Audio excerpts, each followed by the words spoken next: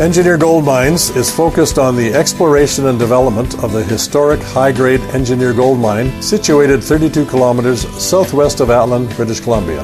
Engineer Gold Mines is fully permitted for surface and underground exploration with the drill program now underway. Engineer Gold Mines Limited trades on the TSX Venture Exchange, symbol EAU. For more information, please visit us at engineergoldmines.com. You're listening to HowStreet.com radio, available online at TalkDigitalNetwork.com. Welcome to HowStreet.com radio, the online source for market opinions. Here is Jim Goddard. My guest is Rick Ackerman, editor of the newsletter Rick's Picks, his website rickackerman.com. He's speaking to us from South Florida. Welcome back to the show, Rick. Truly a pleasure, Jim. I always enjoyed connecting with your audience. Did all of Florida kind of wash in the glory that the Tampa Bay Buccaneers won in the Super Bowl with the world's oldest quarterback, at least in the NFL? You know what? I think I haven't been in Florida long enough to be a Florida fan, but you got to think it's almost like the Patriots won. You know, I mean, it's one thing to say Tampa's back in the game, but when all the action is Brady to Gronk, you're thinking, what does this have to do with Tampa? But anyway, I'm happy for Brady, and I think a lot of people are going to be adopting his weird diet because it seems to be working. Well, especially if you throw leather around for a living. Yeah, and make a pretty good living at it, you know. He's done well. And of course, a lot of people are saying, well, he's almost a sword carrier for older people, and I'm going 43 is not old, but in his line of business, after you pass the age of 30, you're considered kind of ancient. Well, that's true. I mean, they say a guy peaks physically at age, what is it? It's like 26 or 28. So here's Brady winning Super Bowls in his mid-40s, and he's definitely changed our way of looking at things. There was a column, if you Google Invincible Tom Brady, a column comes up from December of 2019 that was written by some schmuck named Cathal, Cathal Kelly, in the Boston Globe, and he was saying the headline was something like Brady's aura of invincibility is fading, and boy, you talk about getting it wrong. But anyway, so Brady starts his day apparently with 20 ounces of water that has been enriched with electrolytes. So that's something we can all do. That's probably the easiest part of the diet. And the other part is eating something like boiled haddock every day. You know, for that's probably as extravagant as your meals get. So no tomatoes, and they cause inflammation, and eggplant causes inflammation, and so many other things do. But look what it's done. Yeah, but he is going to start to look older with all that Florida sunshine. He must. I'm sure he's got some sort of fabulous sunscreen that he uses. But as far as how he looks pretty damn good. He looks 25. He looks the same. You compare pictures of him the first time he won a Super Bowl and the one he won on Sunday, not much difference. Most of us in the span of 25 years can't say the same thing. Yeah, it's true. Now, talking about super results and what's going on the stock market, is it unstoppable? Is it going to keep going up and up and up? Yeah, it is up to the time when it stops going up and up and up. But I have to say that it leaves my imagination short of figuring out what's going to end it all. You know, the flow of money, there seems to be unlimited sums there, and you know that it's crazy when you read that Apple has gone out and borrowed billions of dollars to buy its own stock when it's already sitting on hundreds of billions of dollars of spare cash. So, you know, it's telling you that money is so easy to borrow these days that even when you've got all of it all the money you could possibly need for capital spending, for anything. You could double your employees' pay, start paying dividends, whatever. But instead, Apple goes out and borrows money because it doesn't cost them anything to do that. And that has the effect of shrinking the float and the stock and pushing the earnings multiple their way, and everybody gets their bonuses because the stock is going up. And you think, what could possibly end that? It seems to be win-win-win. Who's the loser in that whole fraud, really? So and if you want to own stocks, you have to buy it in mid-parabola. You know, so many stocks are gapping up each day from one day to the next that there's no option any longer. Well, let me wait till this thing takes a rest. None of the stocks that I'm looking at have a resting state. They just go up. So I'm out. I'm just kind of watching the runaway freight train, and I've got, at this point, little interest in jumping aboard. And Jeff Bezos, if he was that kind of guy, and he's not, he could have given every employee he has a $100,000 bonus with the profits he's made just between the start of the pandemic and now, and still would have made a few extra billion on top of that. But I don't think he's going to give anybody a bonus. You're lucky to get a pee break at Amazon.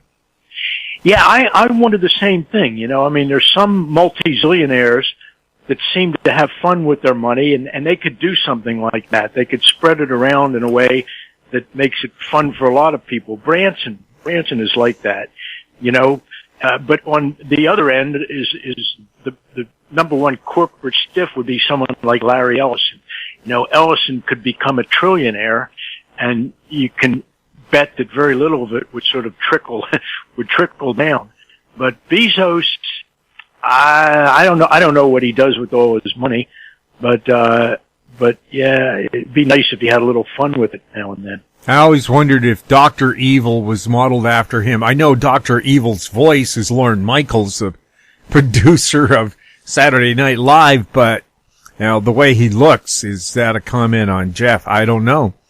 And of course, at least in the U.S., you still have the right to fair comment. In Canada, there's probably some law against us even discussing this. Now, if he had taken the profits and distributed it to his employees, $100,000 bonus, that would have been because he has so many employees, 40,000 or something, are just being hired lately, that he could have actually helped with the economic recovery that way, instead of just having all that money sitting in one big bank account. Yeah, I think, you know, it's possible that we'll take a different view of Amazon in a recession or worse, or a depression. And we would view Amazon, we all buy pretty much everything from Amazon now, and rather than drive even a mile to a Walgreens or anywhere else other than to buy food. So it seems predictable that if the economy takes a nasty turn, that Amazon would be perceived as a monopoly pricer, that you know, we're all getting gouged by Amazon, and that they would come to be regulated like a public utility. So that may exaggerate what's coming, but I think that a real pronounced economic downturn would change the way we perceive Amazon and Bezos.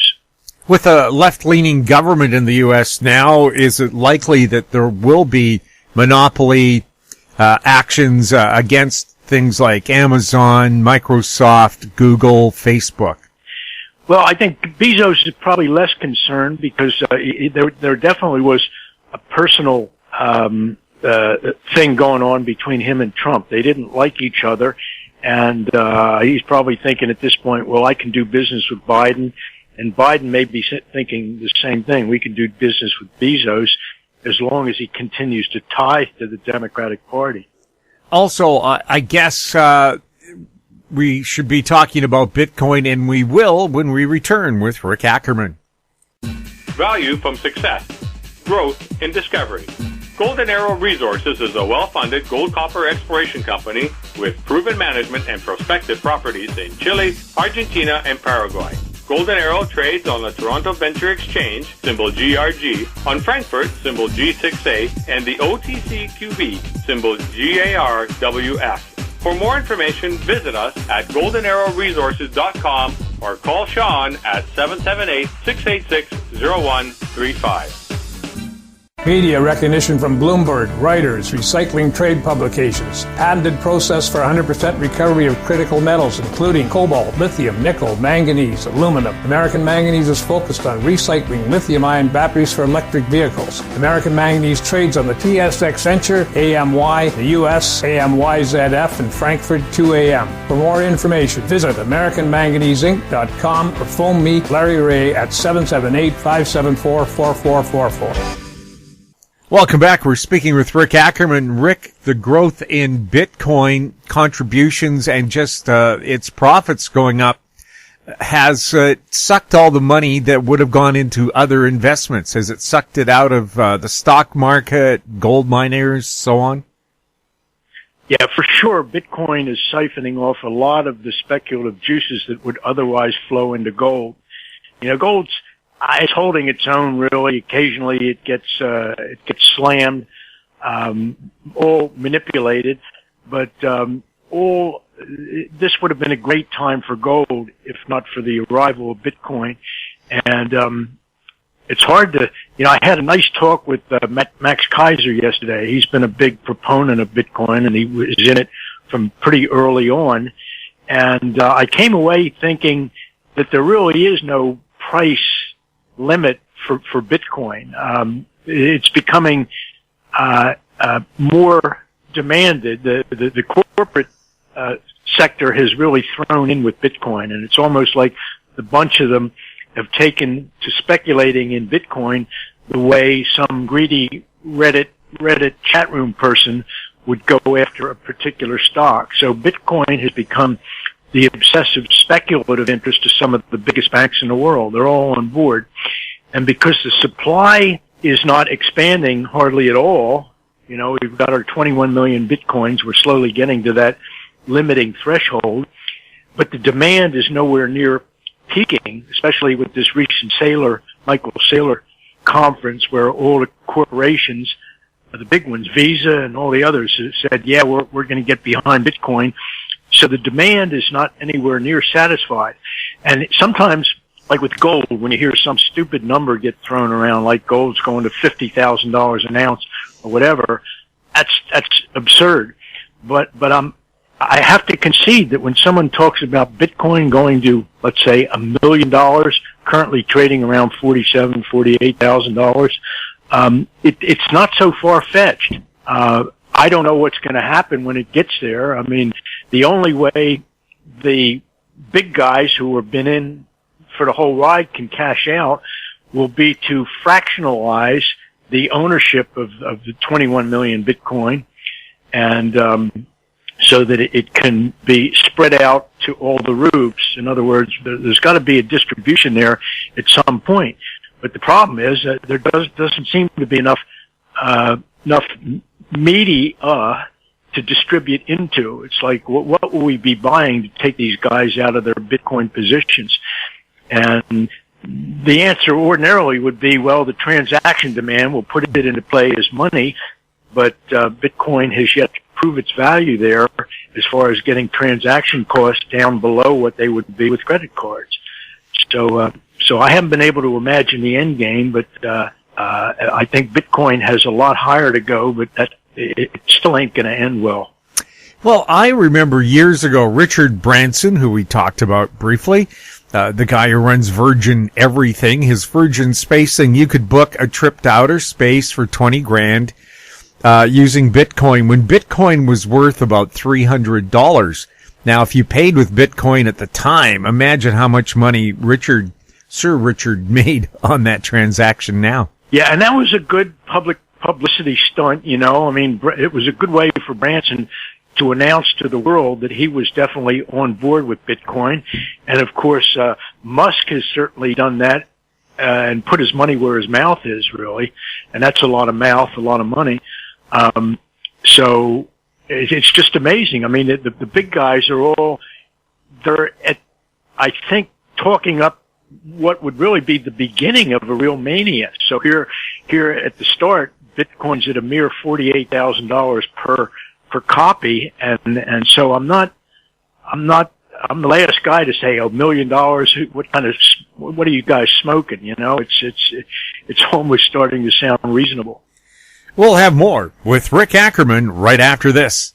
Aben Resources Limited is a gold exploration company with significant projects in British Columbia and the Yukon, trading on the TSX Venture Exchange, symbol ABN, and the OTCQB, symbol ABNAF. Surrounded by world-class gold deposits and mines, Aben's 23,000 hectares Forest Kerr Gold Project is located in the heart of the Golden Triangle in northwestern BC. For more information, visit us at abenresources.com. Don't miss out. Stay informed. Receive the HowStreet.com weekly recap with thought-provoking podcasts, radio, and articles delivered to your inbox. Sign up for the HowStreet.com weekly recap on our homepage at HowStreet.com. Welcome back. We're speaking with Rick Ackerman. Rick, continuing with Bitcoin mania, are banks and big corporations beyond Tesla also getting into it? Yeah, they're all in it, really, and it's not like you or I making a decision. Do we jump in at 48,000? A lot of them are kind of in it in that it's a part of their financial infrastructure. It's becoming part of the corporate financial ecology. So they're in it not quite up to their eyeballs, but they're in it sort of painlessly.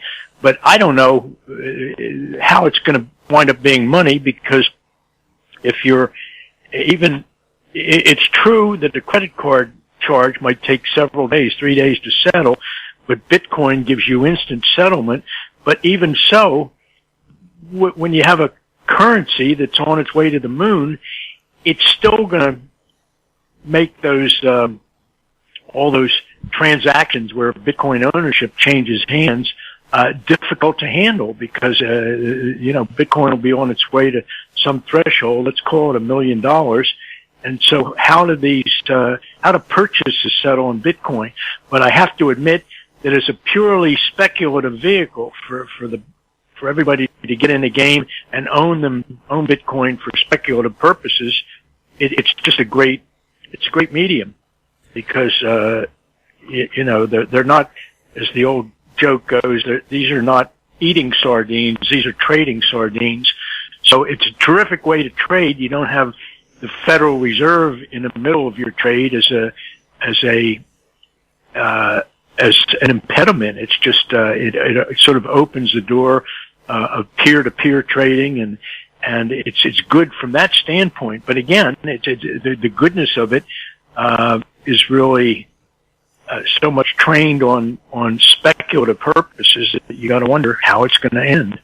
Well, I believe China last spring technically banned Bitcoin, citing the large amount of energy needed to so-called mine it.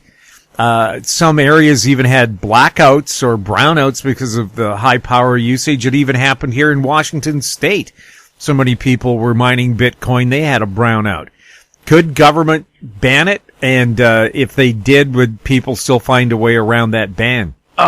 It's a little, in that way, it's sort of like mining gold, if you're doing heap leaching of gold and essentially crushing mountains to get a little bit of ore, you do a lot of environmental damage.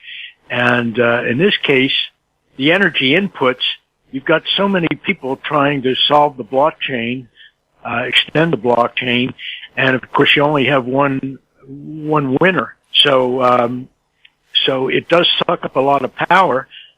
More and more really as you get to your $21 billion limiting threshold. And I don't know. I guess the environmentalists they can make a case, but I don't think they can make it stick. The game's going to continue as it is because, the power inputs are just not being, properly priced. If there were peak usage, surcharges or something like that, you might see the action in Bitcoin slow down, but that doesn't seem to be in the cards. Outside of Bitcoin, any action elsewhere? No, other than in all these crazy stocks, virtually any stock that catches on as a meme goes nuts. I've been trying to buy, I'm in an investment service called TradeExchange.com. We put out trades that anybody can do, and I've opened up a cannabis category, but the cannabis stocks are all in vertical moves. They're just, they're ballistic, so you really can't catch them. And, in just any theme that's playing out, whether it's in some, nuanced area of vaccines or whatever, the stocks in that particular sector go bananas. And we've got so many different sectors going bananas right now that it's the underlying characteristic of the market. It's just crazy. It's, there's so many stocks that are gapping up from one day to the next, and I don't think anybody's trying to make a case for valuation anymore. The U.S. dollar, what's it doing, and what's your position on it? Well, I'm a very long-term, very, very much a bull on the dollar, but not, I think over the intermediate term, it could certainly come lower. And when I talk about being a dollar bull, it's for reasons of, I think the end game is going to be concurrent with the rise in the dollar. The rise in the dollar will be a contributing cause to the catastrophe that's coming. I think we're gonna have a deflationary implosion. And what that implies is a very strong dollar. Everybody who's borrowed dollars is going to be challenged to pay them back. The dollar, in other words, is going to become scarce, if you can believe that. And so when I talk about a strong dollar, I see it strengthening in a way that will really signal the end of the end. And part of why I feel so strongly about the dollar, it's partly contrarian, because everybody is bullish on the dollar, and the whole world, in terms of financial instruments and transactions, currency flows, everything else, everybody is positioned to benefit from a cheaper dollar. Even Fed stimulus draws its power from the cheapening dollar. So because everybody's on the wrong side of the bet, that's a precondition to having the bet go bad. I can't see everybody being positioned against the dollar. The world has a massive short position against the dollar because there's been so much borrowing done in dollars. So I can't possibly see that dynamic settle in favor of the borrowers. So without getting deep into explanations about why the dollar is going to strengthen to bring on the sounding of trumpets and the worst, without going into that, I just think it has to happen because the whole world is on the wrong side of the bet massively. Is gold dead in the water, just sitting in the same place, not really gaining or losing value? Gold's in a bull market, and it kind of doesn't care. It says, go ahead, beat me down, $100 in a couple of days, but you're not going to get much further than that. Gold is simply not going to fall apart. Gold is not going to buy into the argument that Bitcoin is better. Gold just saying, go ahead, give me your worst punch, but don't think it's going to knock me off track. So gold is just kind of biding its time. It'll be fine. And I always wonder, too, with cryptocurrencies being reliant on electricity, what if we had some massive electromagnetic pulse event like they had in the 1800s that knocked out all the telegraph lines around the world? That was the only electronics happening then. What if we had the same thing happen again? Would that wipe out trillions in wealth? I guess so. I mean, none of the big players in Bitcoin seem to think that's possible, and I guess they've all got reasons why it couldn't happen. But when you get down to it, the existence of Bitcoin is predicated on this massive telecom infrastructure that includes the internet, but also takes in the power grid. So both are obviously vulnerable to things that are hard to imagine, really. It could be a terrorist attack, or it could be this, or it could be that. But it's way different from gold. If you're burying doubloons in your backyard, they're not susceptible to much of anything other than maybe the 40-day, 40-night deluge. But the gold will still be there. But in a sense, I guess you could say that the existence of Bitcoin rests on a very complicated and ultimately fragile system. Rick, anything besides the Bitcoin mania catch your eye right now? Well, I think we were talking earlier. I've tuned out the news, so I'm trying to have fewer things catch my eye. And my reasoning is that if I'm going about my day-to-day business and with no knowledge of anything Joe Biden or concerned with Schumer or Pelosi or Adam Schiff or whoever, I hope the day will never come when I'm at the beach or I'm going to the grocery store or whatever, and I'm experiencing something in that daily activity about which I could say, "Oh crap! I can't believe that Pelosi's in my face with my trying to buy bananas," or something like that. So at this point, I kind of doubt, for all the things that were predicted about what would happen to America if Biden were elected, and I believe me, I think the worst of them is certainly worst of those things is possible, but I'm just going to ignore it until I find that the changes that they were supposed to bring are actually impacting my day-to-day life. So I've become so inured to the news. I've blacked it out so completely that I'm only tangentially aware of things like I understand there's an impeachment effort going on, but I've got no real. It's only because people bring things like that into my chat room that I know about those things. So when you ask the question, what I see happening out there that's interesting, I'm trying to make this world as uninteresting as I can and just sort of retreat into my personal space and just live my life and hope that the political fallout doesn't affect it too much. Rick, thank you so much for chatting with us.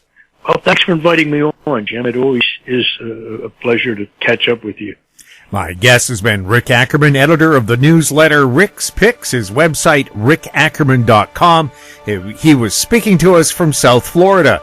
If you have any questions for Rick or any of our other guests, you can send them to info@howstreet.com. Our YouTube channel is Talk Digital Network. Find us on Twitter @HowStreet. We're also on Facebook. I'm Jim Goddard. Thank you for listening.